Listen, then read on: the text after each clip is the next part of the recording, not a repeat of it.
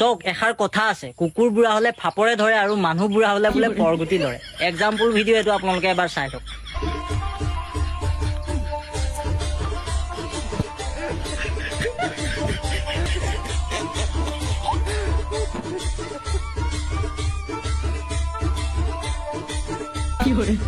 দেখিলে ইয়াৰ নাম বোলে মহিম বুঢ়া। শৰীৰ চৰ্চা নামত এই বয়সত ডেন্স কৰি দেখাইছে, কিন্তু ডেন্সতকে বেছি গুটিটোহে লৰিছে।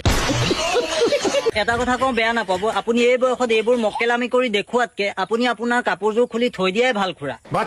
আৰু শৰীৰ চৰ্চা কৰাটো বেয়া কথা নহয়, আপুনি শৰীৰ চৰ্চা কৰিব লাগে, কিন্তু যদি আপুনি ভিডিঅ'টো পোষ্ট কৰিম বুলি ভাবিছিলে তেন্তে এটা জাঙিয়াটো পিন্ধি ল'ব লাগিছিলে।